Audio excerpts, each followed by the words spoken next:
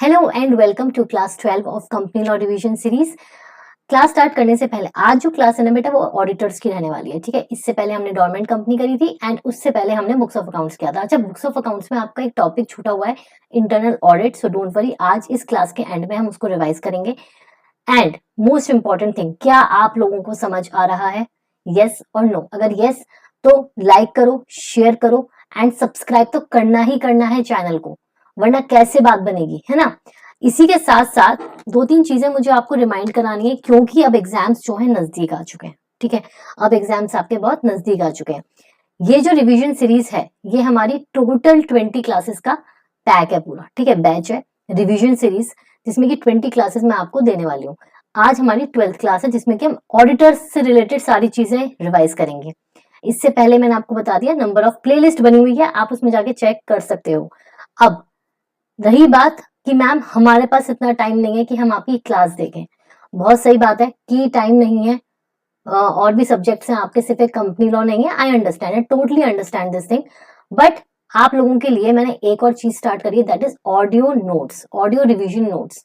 Company law के ही chapters के, topics के मैंने ऑडियो रिवीजन अपने टेलीग्राम चैनल पर डालने शुरू कर दिए हैं, और एजीएम तो खत्म भी हो चुका है, अगर आपने नहीं देखा है। 30 डेज चैलेंज जो चल रहा है वो भी बिल्कुल अब खत्म हो गया है। ठीक है, आपको करना क्या है, आपको रिवाइज करना है स्मार्टली। देखो, पहले ही जो मेरी रिविजनरी क्लासेस हैं आप देख रहे होंगे, हार्डली एक या दो क्लासेस हमारी एक एक घंटे से ऊपर नहीं है। अदरवाइज मैंने बहुत शॉर्ट रखा है, क्रिस्प रखा है, ताकि आपको सिर्फ और सिर्फ जो रिलेवेंट टॉपिक्स हैं, जो आपके इंपॉर्टेंट टॉपिक्स हैं, वो मैंने आपको रिवाइज कराए हैं। ठीक है, डिविडेंड वाले जो नोट्स हैं एंड सो ऑन, वो आपको टेलीग्राम चैनल पर मिल जाएंगे। ठीक है, अब इस चैप्टर को स्टार्ट करने से पहले आपको दिमाग में बिल्कुल सेट चीज रखनी है, जो मैं आपको बोलने वाली हूँ। ठीक है, ऑडिटर्स कौन होते हैं? ऑडिटर्स जब भी आपके दिमाग में आए ना, आपको रिवाइज करना है अपने माइंड में, इंडिपेंडेंट डायरेक्टर्स। अगर इतना भी रिवाइज कर लिया, पढ़ा हुआ होगा, ऑब्वियसली नहीं पढ़ा है तो मेरा ऑडियो नोट को जाके देख सकते हो, सुन सकते हो। टेलीग्राम चैनल पे है section 149, independent directors. Independent directors हम क्यों बोलते हैं? Because they are independent, company से उनका लिंक नहीं होता है, तभी तो वो अनबायस्ड होकर डिसीजंस ले पाते हैं ना। और इसीलिए जो बड़ी कंपनीज होती हैं, लाइक लिस्टेड कंपनीज, उनकी रिक्वायरमेंट उस सच टाइप ऑफ कंपनी में होती ही होती है। ठीक है, अब हम ऑडिटर्स की बात कर रहे हैं। ऑडिटर्स की सबसे पहला जो टॉपिक है वो है क्वालिफिकेशन एंड डिस्क्वालिफिकेशन। यहाँ पर हम क्वालिफिकेशन की बात करेंगे और यहाँ पे हम ऑडिटर्स की डिस्क्वालिफिकेशन की बात करेंगे। ठीक है, समझ आया? अब हम फोकस करके इसको रिवाइज करेंगे। नोट्स आपको मेरे टेलीग्राम चैनल पर मिल जाएंगे, तो यहाँ पर नोट करने के चक्कर में टाइम बिल्कुल वेस्ट मत करना। किसी को अगर मेरी वीडियो थोड़ी स्लो लग रही है तो वो 2x पे भी देख सकता है। मेन चीज क्या है? रिविजन, जो बहुत इंपॉर्टेंट है। अगर आप जून 25 के लिए भी प्रिपेयर कर रहे हो तो इसको 1 से 2 बार देख सकते हो, ताकि आपके कॉन्सेप्ट्स क्लियर हो। हमें कॉन्सेप्ट से तो क्लियर करने हैं, आगे पीछे तो हम खुद पढ़ लेंगे। ठीक है, चलो, रेगुलर बैच भी मेरा स्टार्ट होने वाला है। अगर आपको रेगुलर बैच फॉर जून 25 की इंक्वायरी है तो आप मुझे कमेंट सेक्शन में बता सकते हो। ठीक है, नाउ अच्छा, एक लास्ट चीज, बुक। बहुत बच्चों को ये चीज नहीं पता कि ये बुक कब आ रही है, कब नहीं आएगी। तो भाई, ये अभी मेरी प्रोसेस में है बुक, एंड आई वांट कि मैं बेस्ट जो है आपको डिलीवर कर सकूं। तो बुक प्रोसेस में है, बाय एंड ऑफ जनवरी मैं कोशिश करूंगी कि आप लोगों को वो डिलीवर हो जाए। ठीक है, अगर क्वेरी है, आपको चाहिए बुक जून 25 के लिए, जो बच्चे प्रिपेयर कर रहे हैं वो तो आराम से जनवरी में ले सकते हैं बुक। ठीक है, जनवरी में मेरी पूरी कोशिश रहेगी कि पब्लिश हो जाए। ठीक है, बहुत सारी चीजें होती हैं, बहुत सारे पैरामीटर्स होते हैं जो देखने होते हैं।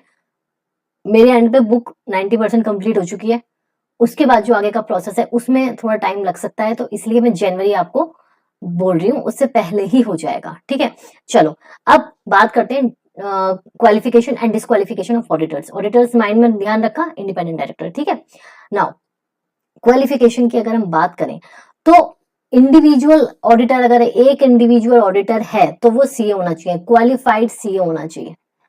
ठीक है, सीए बोले तो सबको पता है, चार्टेड अकाउंटेंट। उसके पास डिग्री होनी चाहिए फ्रॉम आईसीएआई इंस्टीट्यूट। फर्म, अगर फर्म है, सीए फर्म है, तो वो भी ऑडिट कर सकती है। इसमें एक कंडीशन है, एलएलपी भी फर्म कर सकती है, बट कंडीशन क्या है कि मेजॉरिटी जो पार्टनर्स हैं वो सीए होने चाहिए, प्रैक्टिसिंग इन इंडिया।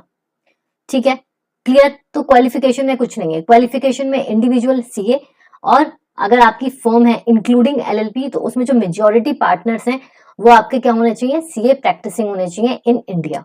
अब मेन मुद्दा पता है कहाँ आता है, डिस्क्वालिफिकेशन में। हमें किसको अपॉइंट नहीं करना है एज अ ऑडिटर।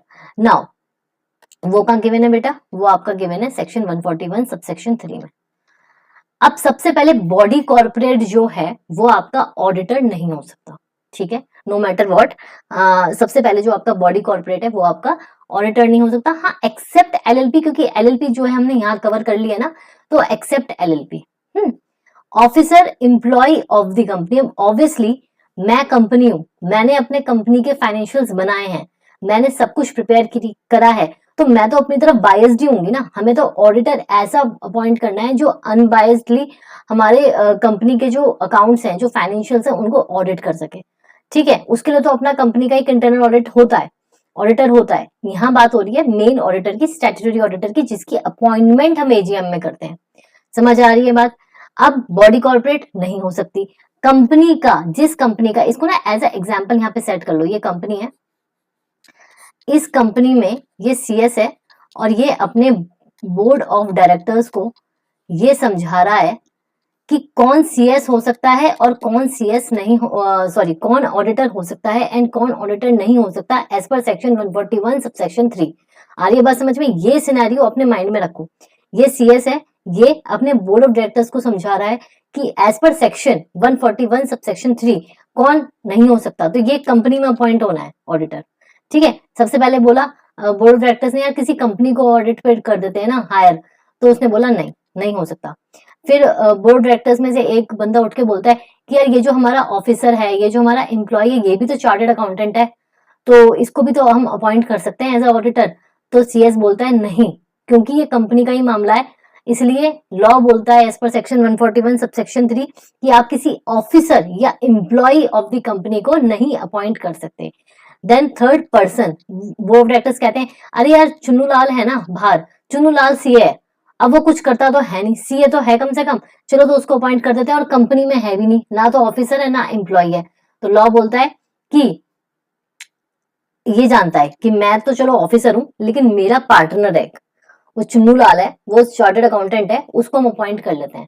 तो लॉ बोलता है नहीं, सीएस साहब ने बोल दिया कि नहीं, पार्टनर भी नहीं हो सकता, और एम्प्लॉयमेंट ऑफ ऑफिसर, एम्प्लॉय, ये जो ऑफिसर है जो चीख के बोल रहा है कि मेरा पार्टनर है, उसका ही एक एम्प्लॉय है, ठीक है, या फिर एम्प्लॉय ऑफ द कंपनी, तो किसी तरीके से भी लिंक नहीं होना चाहिए डायरेक्टली या इनडायरेक्टली, ठीक है, समझ आ रहा है। सबसे पहले हमने क्या बोला, बॉडी कॉर्पोरेट नहीं हो सकता जी, एक्सेप्ट एलएलपी हाँ हो सकता है। सेकंड, ऑफिसर या एम्प्लॉय ऑफ द कंपनी। तुम ना हमेशा जब ये रिवाइज करोगे ना कॉन्सेप्ट को, मेरी बात ध्यान से सुनो, जब ये कॉन्सेप्ट को रिवाइज करोगे, इस तरीके की तुम्हें इमेज बनानी है पेपर पे, और उस तरीके से तुम्हें समझना है। मैं बता रही हूँ 1 सेकंड में सब कुछ रिवाइज हो जाना है। ये जो सीएस बंदा है, अपने आप को रखो उसमें, अपना नाम लिखना उसमें, ठीक है, प्राउड फील होगा और मोटिवेशन मिलेगा। सीएस अपना नाम रखना आगे, एंड यहाँ पे बोर्ड ऑफ डायरेक्टर्स है। अब तुमसे ही पूछा जाएगा, बीइंग सीएस तुम्हारे पास क्वालिफिकेशन है, तुम्हें कंपनी लॉ की हर एक चीज की नॉलेज है, तुमसे ही पूछा जाएगा अरे भाई सो एंड सो कंपनी में हम ये डिसीजन लेने वाले हैं, जरा चेक करके बताओ तुम्हारा लॉ क्या कहता है, ये हो सकता है नहीं हो सकता है, ठीक है, ये सिनेरियो अपने माइंड में रखना है। अब बॉडी कॉर्पोरेट हो गया, नहीं हो सकता। Officer employ of the company, अब उनमें से एक एम्प्लॉय चिक चिक के बोल रहा है अरे भाई ठीक है, तुम्हें कंपनी से रिलेटेड नहीं चाहिए ना, मेरा एक बंदा है, वो पार्टनर है चुन्नू लाल चार्टर्ड अकाउंटेंट, उसको अपॉइंट कर लेते हैं। लॉ बोलता है नहीं।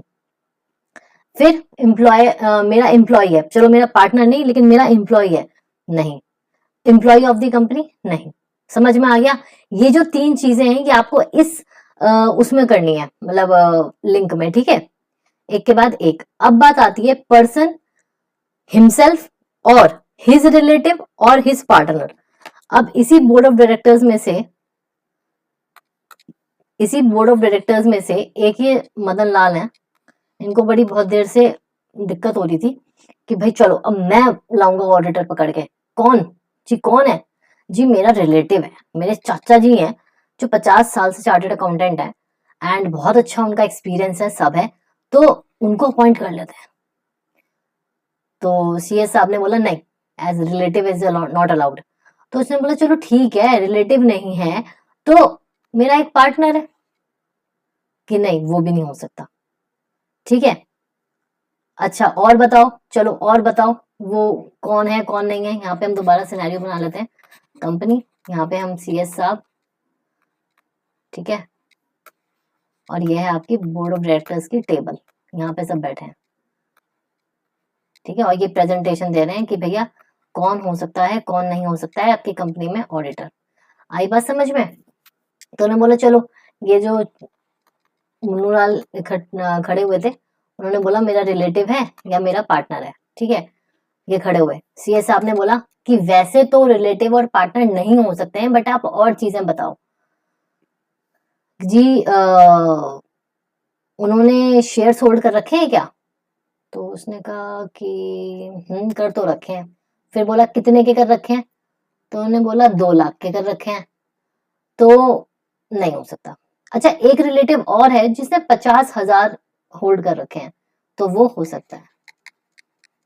मतलब अब समझो, अगर कोई पर्सन है, वो हिमसेल्फ या उसका रिलेटिव या उसका पार्टनर आपकी कंपनी में या उसकी होल्डिंग में या उसकी सब्सिडरी में या उसकी एसोसिएट कंपनी में या फेलो सब्सिडरी में, ठीक है, सब्सिडरी की भी सब्सिडरी है, फेलो सब्सिडरी हो गई, इन सब कंपनीज में इंक्लूडिंग योर ओन कंपनी जिसमें you want to appoint a auditor, उसमें उसकी इन्वेस्टमेंट या शेयर होल्डिंग नहीं होनी चाहिए। कितनी? अब ऐसे तो बहुत होंगे, हो सकता है ये बहुत बड़ी कंपनी हो, सब है और सबके छोटे थोड़े शेयर्स, तो क्या ऑडिटर से वंचित रह जाएगी कंपनी? यस और नो? क्या वंचित रह जाएगी? नहीं।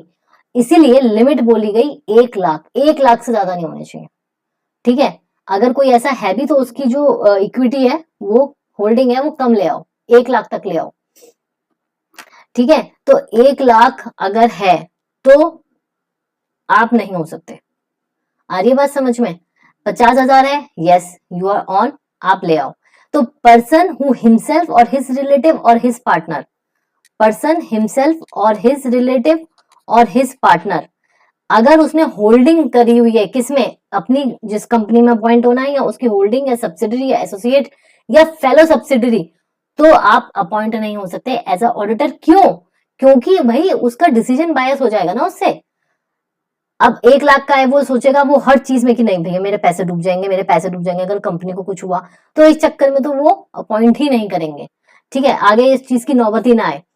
सेकंड, पर्सन हिमसेल्फ और हिज रिलेटिव और हिज पार्टनर इन डेटनेस, उधार दिया हुआ कंपनी को, अमाउंट एक्सीडिंग 5 लाख, 5 लाख से ज्यादा अगर उधार दे रखा है किसमें, company, holding, subsidiary, fellow subsidiary और एसोसिएट, अगर कंपनी और इन सब में मिलाकर उसने 5 लाख से ज्यादा, एक्सीडिंग 5 लाख, अगर 5 लाख तक दिया हुआ है तो इट्स ओके, बट अगर 5 लाख से ज्यादा एक्सीड हो रहा है 1 रुपया भी, तो वो ऑडिटर अपॉइंट नहीं हो सकता, ठीक है। और सेम अगर गिवन गारंटी और security exceeding 1 lakh in this, ठीक है। तो अभी हम अगर पूरा रिवाइज करें स्टार्टिंग से, तो हमने क्या पढ़ा? सबसे पहले बॉडी कॉर्पोरेट नहीं हो सकती auditor except LLP। Second, employ और पार्टनर, ऑफिसर और employ of the company. And third, अगर वो एम्प्लॉय है, उसका पार्टनर या ऑफिसर अगर है, सॉरी उसका ऑफिसर का अगर कोई एम्प्लॉय या पार्टनर है, तो वो भी अपॉइंट नहीं हो सकता एज ऑडिटर। अब जो डी क्लॉज है उसमें हमने क्या पढ़ा? हमने उसमें थोड़ी सी इन्वेस्टमेंट के पर्पज से बात करी, इक्विटी शेयर होल्डिंग की बात करी कि अगर पर्सन हिमसेल्फ और माय रिलेटिव और my partner holding shares in company, in holding, in associate, in subsidiary or a fellow subsidiary up to what? Up to 1 lakh, तो ठीक है, चलता है, चंगा है, लेकिन उससे ज्यादा नहीं होना चाहिए। अगर उससे ज्यादा हुआ तो आप समझ लो आप बायस हो सकते हो और इसीलिए आपको ऑडिटर अपॉइंट नहीं किया जाएगा। सेकंड, इनडेटनेस 5 लाख से ज्यादा, और सिक्योरिटी एंड सिक्योरिटी गारंटी कितनी? 1 लाख से ज्यादा, ठीक है। और कंपनी में जहां भी लिखोगे ये चारों चीजें मेंशन करोगे, ठीक है। नाउ अब बिजनेस रिलेशनशिप, अब ये जो बोर्ड ऑफ डायरेक्टर्स की टेबल है, अब ये तो चुन्नूलाल मुन्नूलाल जो भी थे ये तो हो गए चुप कि भैया इनकी तो दाल नहीं गली। अब यहाँ पे एक और, ये तो CS साहब हमारे खड़े ही हैं, ठीक है, जो बताएंगे, इनकी यहाँ पे प्रेजेंटेशन चल रही है। अब ये उठे, इनका नाम फॉर एग्जाम्पल रामलाल रख देते हैं, ये रामलाल है, ये उठे, अरे मेरा मेरा मेरा मेरा पार्टनर है ना, मेरा बिजनेस रिलेशन, मेरा पार्टनर नहीं है बट मेरा बिजनेस रिलेशनशिप है, और इस कंपनी में नहीं है, एसोसिएट कंपनी है ना हमारी, उसमें है, तो वो तो इतना दूर का हो गया बिजनेस रिलेशनशिप।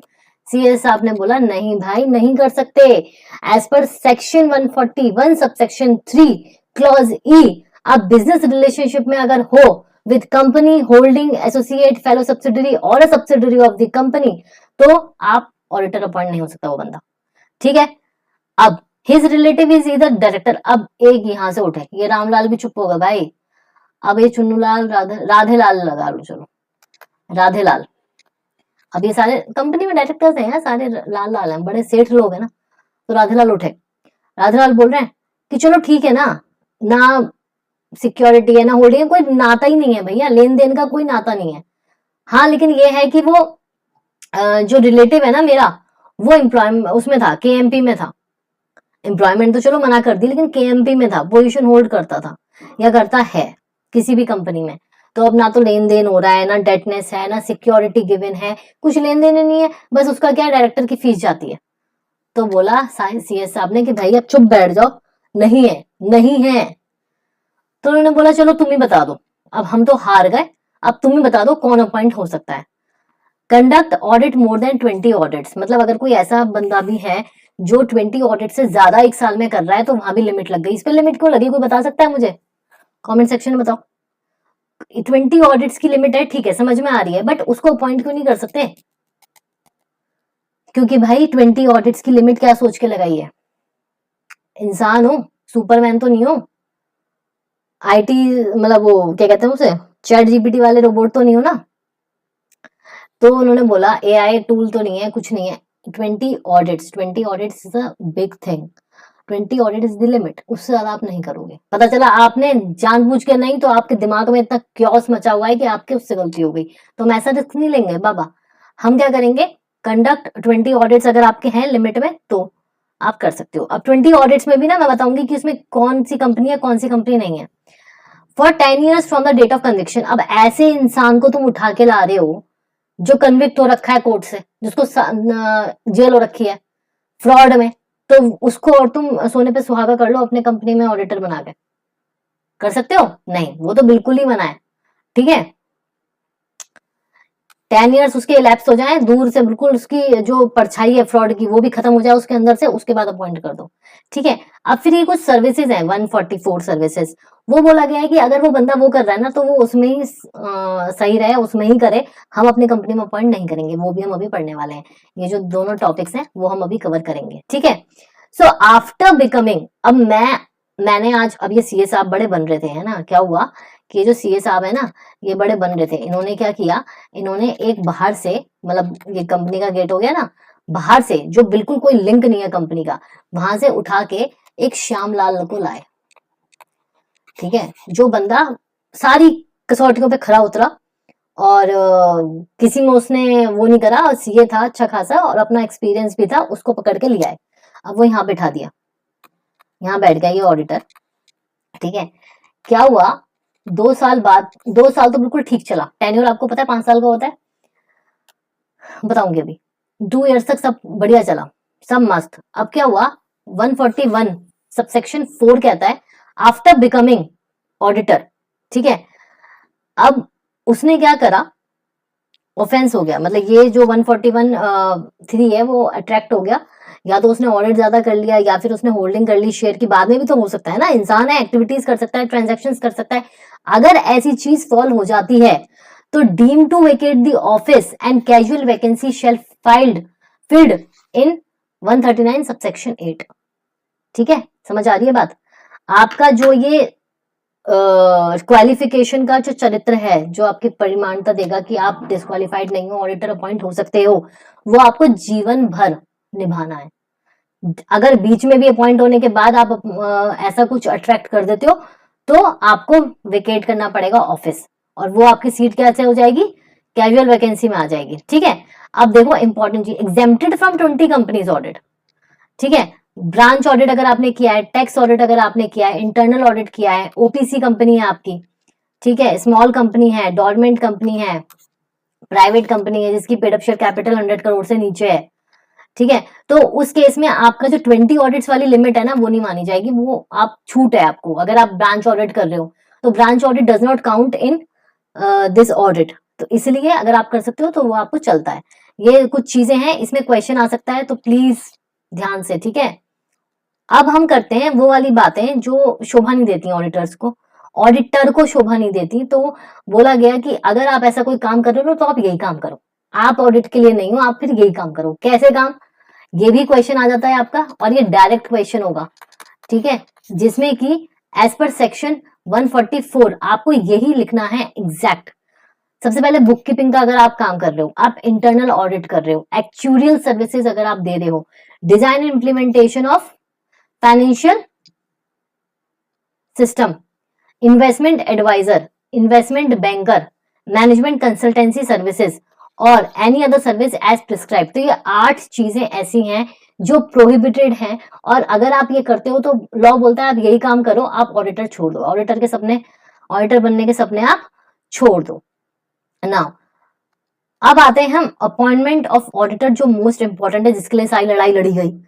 तो अब हम यहाँ भी एक चित्र बना लेते हैं ताकि आपको ऐसा लगे कि आपके सामने एक चीज प्ले हो रही है, और इससे जल्दी समझ में भी आता है, दिमाग में रहेगी ये चीज, ठीक है। चलो, अब हमारे ये CS साहब हैं यहाँ पे, फिर ये अपना अपॉइंटमेंट का बता रहे हैं, और ये आपके बोर्ड ऑफ डायरेक्टर्स हैं कंपनी के। अब ये बोर्ड ऑफ डायरेक्टर्स बोल रहे हैं कि चलो हमने अपॉइंट तो कर लिया, हमारे कौन, श्यामलाल सुधर गए, श्यामलाल सही है, बढ़िया बढ़िया बंदा है वो श्यामलाल, वो तो मैंने बोल दिया कि उनको बताने के लिए, वरना श्यामलाल अपना अपॉइंट हो गया था। अपॉइंट होगा कैसे, अब सुनो। सबसे पहले तो 3 सिनेरियोज हैं, आपकी कंपनी इनकॉर्पोरेट हुई, उसके बाद तुरंत आपको ऑडिटर चाहिए ना, वो ऑडिटर। फिर दूसरा सब्सिक्वेंट ऑडिटर तो चलता ही रहेगा, चलता ही रहेगा, चलता ही रहेगा, 5-5 साल में रोटेट होता रहेगा। थर्ड है आपकी कैजुअल वैकेंसी, एकदम बूम कुछ हो गया, सीट वेकेट हो गई। 2 सिनेरियोज हैं, या तो खुद रिजाइन कर दिया, या फिर कुछ अनहैपनिंग हो गई, जैसे मतलब मिस हैपनिंग हो गई कि मृत्यु हो गई उसकी, या कुछ इंसॉल्वेंट हो गया, something like that. Casual vacancy मतलब सीट खाली हो गई बंदे की। अब इसमें 2 सिनेरियोज हैं, 2 कंपनीज हैं, एक आपकी गवर्नमेंट कंपनी, एक आपकी नॉन गवर्नमेंट कंपनी। तो पहले हम नॉन गवर्नमेंट कंपनी के प्रोविजंस पढ़ेंगे, पहले एक बार ऐसे सुन लो। अब ये सपोज आपकी नॉन गवर्नमेंट कंपनी है XYZ लिमिटेड, ठीक है। अब इसमें चर्चा हो रही है कि अपॉइंटमेंट ऑडिटर की कैसे होगी। तो अपॉइंटमेंट के लिए बोला गया कि आपकी कंपनी अगर इनकॉर्पोरेट हुई है तो आपकी ड्यूटी बनती है टू अपॉइंट ऑडिटर। किसकी ड्यूटी बनती है, बोर्ड ऑफ डायरेक्टर्स की ड्यूटी बनती है कि 30 डेज के अंदर अंदर you have to appoint your first auditors, जो रेगुलराइज होंगे बाद में, लेकिन अभी जो है कंपनी को ऑडिटर की जरूरत है। तो 30 दिन का टाइम है, 30 दिन में आप खोज खबर कर लो कि वो डिस्क्वालिफाइड तो नहीं है as per section 141 subsection 3, but उसके बीच में आपको क्या करना है, अपॉइंट करना है, ठीक है। अगर बोर्ड ऑफ डायरेक्टर्स बहुत ही ज्यादा आलसी हैं, इनकेपेबल है, उनसे ना हो पा रहा भैया कि 30 दिन चले गए और आलसी है और भैया ना हो रहा अपॉइंटमेंट, तो किसके पास जाएगी बात, तो किसके पास जाएगी, मेंबर्स अपने हाथ में लेंगे चीज, क्योंकि भैया members are the owners of the company, they are the shoulder, they उनका पैसा लगा हुआ है कंपनी में, उनको तो चिंता होगी ना। बोर्ड से ना हो पा रहा तो मेंबर्स कहेंगे हम करते हैं, ठीक है। अब कब करते हैं, कैसे करते हैं, वो देखो एक बार। सबसे पहले CS ने क्या बोला कि भाई आपकी कंपनी इनकॉर्पोरेट हो गई है, अब 30 दिन के अंदर अंदर आप फर्स्ट ऑडिटर अपॉइंट कर लो। उनसे नहीं हो पा रहा, वो बहुत आलसी है, तो member shell with in 90 days from the expiry of the set 30 days, मतलब आगे के जिस दिन 30 दिन खत्म हुए तभी उन्हें पता चला ना कि दे आर इनकेपेबल, तो 30 दिन के आगे 90 दिन का टाइम दिया गया। भाई वो मेंबर्स हैं, उनके पास और भी काम है, कंपनी के बारे में भी सोचने अच्छी बात है, तो वो अपॉइंट करेंगे ऑडिटर्स, पहले लॉ समझेंगे, CS को हायर करेंगे, उसके बाद अपना सारा कुछ समझ के नाम प्रपोज कर देंगे और वो रेगुलराइज हो जाएगा अपना जो भी AGM होगी, ठीक है। अब सब्सिक्वेंट, इसके बाद वाला जो फर्स्ट तो हो गया, उसके बाद in first AGM to hold office till 6th AGM, conclusion of 6th AGM। क्यों, क्योंकि 5 साल का एक टेन्योर होता है आपका, ठीक है। रिटन कंसेंट जाएगी, एलिजिबिलिटी जाएगी, और इन्फॉर्म करेगा इन ADT 1 with in 15 days of appointment. 15 days, आज अपॉइंटमेंट हुई AGM में, 15 डेज के अंदर अंदर जो बंदा है ऑडिटर है वो इन्फॉर्म करेगा ADT 1 में, ठीक है, और उसी को हम अपॉइंट कर देंगे, इन्फॉर्म कर देंगे, ठीक है। कंसेंट जाएगी, वो कंसेंट देगा, इन्फॉर्म करना कंपनी का काम है विद इन 15 डेज। अब तीसरा आता है कैजुअल वैकेंसी। कैजुअल वैकेंसी मैंने आपको क्या बताई थी कि भैया सीट वेकेट हो गई, नो मैटर व्हाट। दो सिनेरियोज हैं इन नॉन गवर्नमेंट कंपनी। अभी हम किस कंपनी की बात कर रहे हैं? Non government company. तो इस कंपनी में पर्टिकुलरली इस सिनेरियो में दो सिनेरियोज हैं, एक रेजिग्नेशन देकर, एक विदाउट रेजिग्नेशन देकर। और कैजुअल वैकेंसी क्या होता है? जब आपकी टर्म थी 5 साल, आप 2 साल में किसी कारणवश रिजाइन कर रहे हो या फिर कुछ दुर्घटना हो गई है, तो all cases except resignation BOD within 30 days of CV. Casual vacancy तो जहां जहां बीओडी है वहां 30 दिन याद रखना। और बीओडी जो है कैजुअल वैकेंसी अराइज होने के 30 दिन के अंदर अंदर अपॉइंट कर देंगे ऑडिटर। सेकंड, बीओडी रिकमेंड करेगा बट फाइनल अपॉइंटमेंट मेंबर्स करेंगे with in 3 months from the recommendation. अगर आपने रिजाइन दिया है तो रिजाइन में बोला जाएगा कि देखो, एक तरीके से इसको इस तरीके से याद रखो, पहले तो बोर्ड ऑफ डायरेक्टर्स की ही ड्यूटी बनती है हर जगह, बट अगर वो नहीं कर पा रहे हैं तो मेंबर्स के ऊपर रिस्पॉन्सिबिलिटी आती है। अब अगर वो रेजिग्नेशन नहीं दिया है, ठीक है, वो बंदा सही है, उसने खुद से छोड़ के नहीं गया वो, तो बोर्ड ऑफ डायरेक्टर्स अपॉइंट कर देंगे कि भाई चलो ठीक है, कुछ हो गया, डेथ हो गई, तो अब कैसे करें, अब दूसरे ऑडिटर को हम अपॉइंट कर देते हैं। लेकिन अगर वो रिजाइन किया, बस सोचने वाली बात है, याद रखने वाली बात कह रही हूं मैं कि मेंबर्स क्या सोचेंगे, यार कैसे अपॉइंट किया है, हमें तो उस पर भरोसा नहीं है बोर्ड ऑफ डायरेक्टर्स, हम अब हम अपॉइंट करेंगे। तो इसलिए बोला गया कि रेजिग्नेशन के केस में बीओडी रिकमेंड कर देगा एंड फाइनल अपॉइंटमेंट कौन करेगा? मेंबर्स करेंगे after with in 3 months of recommendation. ठीक है, क्लियर है ये सिनेरियो पूरा। अब सेकंड आता है आपका गवर्नमेंट कंपनी। गवर्नमेंट कंपनी में जो मेन है वो आपका है कैग, ठीक है, computer auditor general of India. तो ये कौन अपॉइंट करता है? ये अपॉइंट करता है प्रेसिडेंट ऑफ इंडिया अपॉइंट करता है, ठीक है, अपॉइंट करेगा, रिमूव नहीं कर सकता, उसके लिए अलग क्राइटेरिया है, वो हम कुछ पढ़ने नहीं वाले। बट यहाँ पे भी 3 सिनेरियो है, जैसे मैंने बोला आपको, first auditor, subsequent auditor and casual vacancy. तो फर्स्ट ऑडिटर की क्या चीज है? जब कंपनी इनकॉर्पोरेट हुई, इनकॉर्पोरेशन हुई, इनकॉर्पोरेशन के 60 दिन के अंदर अंदर कैग की रिस्पॉन्सिबिलिटी है in case of government company to appoint auditor for the company, failing to which किसके ऊपर आएगी जिम्मेदारी? Board of directors. Board of directors कितने में करेंगे? 30 दिन। मैंने बोला ना, जहां बोर्ड ऑफ डायरेक्टर्स वहां 30 दिन। ठीक है, ये थोड़ा सा इसको निग्लेक्ट करना। इनकॉर्पोरेशन कंपनी की जब हुई तो उसके 60 दिन के अंदर अंदर सबसे पहले रिस्पॉन्सिबिलिटी बनती है in case of government company CAG की, उसके बाद बोर्ड ऑफ डायरेक्टर्स आएंगे। एंड अगर बोर्ड ऑफ डायरेक्टर्स से नहीं हुआ कुछ तो फेलिंग टू विच मेंबर्स आएंगे और 60 दिन के अंदर अंदर करेंगे from the expiry of set 30 days to appoint auditor. ठीक है, ये सिनेरियो है। तो अगर मैं इसको थोड़ा सा आपके लिए टेबुलर फॉर्म में बनाऊं, टेबल में बनाऊं, तो यहाँ पे 60, 30 एंड 60 है, ठीक है, और यहाँ पे क्या है? यहाँ पे 30 एंड 90 है, ठीक है, समझे? अब सब्सिक्वेंट ऑडिटर की बात करते हैं तो कैग की रिस्पॉन्सिबिलिटी है within 180 days from the commencement of every financial year and hold office to conclusive of next annual general meeting. ठीक है, एंड कैजुअल वैकेंसी का देखो, casual vacancy, all the vacancy shall filled up by CAG within 30 days, failing to which किसके ऊपर responsibility आएगी आपकी? Board of directors की इन 30 days. समझ आ गया? पहले तो कैग की होगी ना, फिर उसके बाद बोर्ड ऑफ डायरेक्टर्स की होगी, तो थोड़ा सा इसमें डिफरेंस है, अदरवाइज बिल्कुल सेम है। तो अभी तक हमने 2 कॉन्सेप्ट पढ़ लिए, एक हो गया आपका अपॉइंटमेंट ऑफ ऑडिटर्स और एक हो गया आपका qualification disqualification of auditors, plus आपके ऑडिट्स में क्या चीज है, क्या इंक्लूड होगा नहीं होगा, ब्रांच ऑडिट आपका इंक्लूड नहीं होगा, और 144 में जो आपकी सर्विसेज हैं वो प्रोहिबिटेड है। अगर आप ऐसा कुछ कर रहे हो तो आप वही काम करो, आपको ऑडिटर बनने की जरूरत नहीं है। अब आता है रोटेशन अंडर सेक्शन 139। रोटेशन मतलब चेंज होना, ठीक है, इंडिविजुअल के लिए एक टर्म है, एक टर्म कितने की है भाई? 5 साल की। ऐसे ही फर्म के लिए 2 टर्म्स है, 2 consecutive terms of 5 years each. ठीक है, ये किस पे एप्लीकेबल है? Listed company, unlisted public company, ठीक है, ये तो बहुत सिंपल सा है, and private company minimum 50 crore and company having loans and borrowings banks and this deposit 50 crore. ठीक है, तो सिंपल सा था। Now removal and resignation of auditor under section 140 में डिफाइंड है कि रिमूवल और रिजाइन कैसे कर सकते हो। सबसे पहले जो प्रोसीजर है, जो प्रोसेस है, वो तो कुछ भी हो, मैंने आपको हर एक क्लास में बता रखा है कि आप कुछ भी कंपनी में करोगे, फर्स्ट बोर्ड मीटिंग बैठेगी, बोर्ड बैठेगा, बीआर पास होगा, विद इन जो डायरेक्टर्स हैं उनमें वो चीज पास होगी, फिर बाद में मेंबर से अप्रूवल होगी।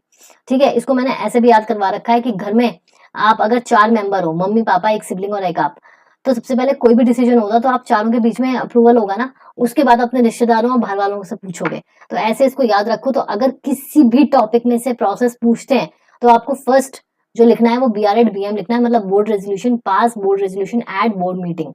ठीक है, within 30 days submit edited to CG। RD की अप्रूवल चाहिए, इतनी बड़ी चीज है, इतनी बड़ी चीज है कि आपको RD की अप्रूवल चाहिए for removal of auditor. Seeking approval within 60 days of RD's approval, SR in GM to remove. ठीक है, सबसे पहले आपने क्या करी, बोर्ड मीटिंग करी, उसके बाद विद इन 30 डेज आपको AD2 जो है सबमिट करना है CG को, जो कि पावर कहाँ दी हुई है, RD रीजनल डायरेक्टर। और फिर उसके 60 डेज के अंदर अंदर जब RD की अप्रूवल आ जाती है, RD की अप्रूवल कभी भी आ सकती है, RD की अप्रूवल के 60 दिन के अंदर अंदर you have to pass SR in GM to remove. Resignation, ये तो हो गया रिमूवल, इसलिए उसकी पावर उसकी जरूरत है ना, CG की अप्रूवल की जरूरत है। अब इसमें ADT3 में पहले तो भैया रीजंस जाएंगे कि आप क्यों रिजाइन करना चाह रहे हो। ठीक है, क्यों रिजाइन कर रहे हो, within 30 days to ROC। Government also inform to CAG, failing to which then penalty, इतना ये उसके केस में है। ठीक है, गवर्नमेंट कंपनी के केस में।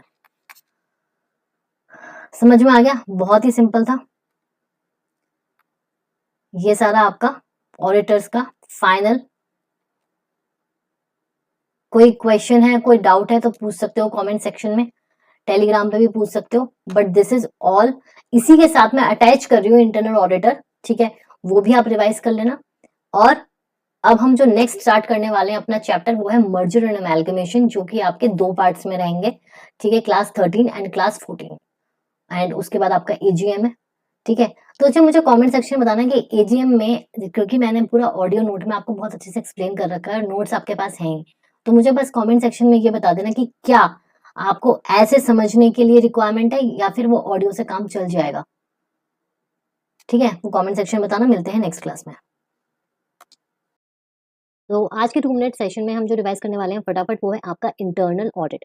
ठीक है, तो देखो, internal audit companies who shall require to appoint, इसके हिसाब से इसको रिक्वायरमेंट है टू अपॉइंट आपका इंटरनल ऑडिट। ठीक है, एवरी लिस्टेड कंपनी में तो इंटरनल ऑडिट अपॉइंट करना मैंडेटरी है। ठीक है, अब दूसरा हो गया आपका unlisted public company. Listed company and unlisted company में बेसिक डिफरेंस होता है कि जो लिस्टेड कंपनी होती है उनके जो शेयर्स होते हैं वो आपके स्टॉक एक्सचेंज पे लिस्टेड होते हैं। ठीक है, वो आपके स्टॉक एक्सचेंज पे लिस्टेड होते हैं। अब अनलिस्टेड पब्लिक कंपनी के लिए जो हम क्राइटेरिया देखेंगे कि उनको इंटरनल ऑडिटर अपॉइंट करना है या नहीं करना है, उसके लिए सबसे पहले हम देखेंगे आपकी टर्नओवर कितनी है कंपनी की। ठीक है, देखो सबसे पहले हम टर्नओवर क्यों लेते हैं, अगर आप यहाँ पे एक चीज देख रहे होगे तो ये जो आपको ऑर्डर दिख रहा होगा वो डिक्रीजिंग ऑर्डर दिख रहा होगा। ठीक है, 200, उसका आधा 100, उसका आधा 50, उसका आधा 25। ठीक है, टर्नओवर मैंने आपको एक वीडियो में और समझाया था कि टर्नओवर जो होती है वो सेल्स होती है कंपनी की। ठीक है, और वो सबसे ज्यादा होती है, तो हम उसी सीक्वेंस में याद करेंगे ताकि वहां पे हम अच्छे से रिकॉल कर पाए। तो हमेशा जब भी आप किसी की लिमिट्स याद करोगे तो मेक श्योर कि आप पहले टर्नओवर करो। टर्नओवर 200 करोड़ और मोर। आउटस्टैंडिंग लोन्स और borrowings banks from financial institutions, तो अगर लोन्स बोरोइंग सब मिलाकर 100 करोड़ या उससे ज्यादा है। ठीक है, फिर आपकी paid up share capital 50 crore से और मोर, और आउटस्टैंडिंग डिपॉजिट जो है आपके 25 करोड़ और मोर। तो अगर ये क्राइटेरिया है कोई भी, तो आपको इंटरनल ऑडिटर अपॉइंट करना पड़ेगा। ठीक है, ये केस किसका है, अनलिस्टेड पब्लिक कंपनी का। लिस्टेड कंपनी का तो कोई इशू नहीं है, उसको तो करना ही करना है। प्राइवेट कंपनी में turnover 200 crore same, outstanding loans boring from banks financial institution 100 crore. तो बेसिकली ये जो है ये आपकी सेम है कैटेगरी। ठीक है, अब वो क्या बोल रहा है, एक्सेप्शन है स्पेसिफाइड IFSC पब्लिक कंपनी की। ठीक है, और ये होती कौन सी है, इंटरनेशनल फाइनेंस सर्विस सेंटर्स जो होते हैं। ठीक है, तो इनका जो होता है वो डोमेस्टिक एरिया को नहीं होता है, इंटरनेशनल होता है, तो इसलिए ये जो है इस एक्सेप्शन की कैटेगरी में आती हैं। ठीक है, अब इंटरनल ऑडिटर किस कंपनी को अपॉइंट करना है वो हमने देख लिया, but who can be appointed as a internal auditor. ठीक है, तो देखो CA तो आपका है ही, वेदर एंगेज्ड इन प्रैक्टिस और नॉट। कॉस्ट अकाउंटेंट मतलब आपका जो CMA जो कोर्स करते हैं CA एंड ये वाला। Other professional decided by the board, जो भी बोर्ड है उससे डिसाइड जो भी होता है वो। तो बेसिकली इंटरनल ऑडिटर कुछ नहीं है, आपको इसमें जो मेन चीज ध्यान रखनी है वो है आपकी लिमिट्स। तो एक बार लिमिट फिर से रिवाइज कर लेते हैं। देखो, एवरी लिस्टेड कंपनी के लिए no matter what you have to appoint internal auditor, ठीक है। फिर है अनलिस्टेड पब्लिक कंपनी। तो सबसे पहले क्या आता है, सबसे पहले टर्नओवर आता है। टर्नओवर मतलब सेल्स बहुत ज्यादा जो होती है वो है 200। देन उसका आधा हम करते हैं outstanding loans borrowings from banks, loans पे जाते हैं, ठीक है। पहले सेल्स, देन लोन्स, देन आपकी पेड अप शेयर कैपिटल उसकी आधी, और उसके बाद आउटस्टैंडिंग डिपॉजिट्स उसका आधा 25 करोड़, ठीक है। और प्राइवेट कंपनी में सिर्फ फर्स्ट टू जो कैटेगरीज हैं वो हमें याद रखनी है, दैट्स इट, ठीक है।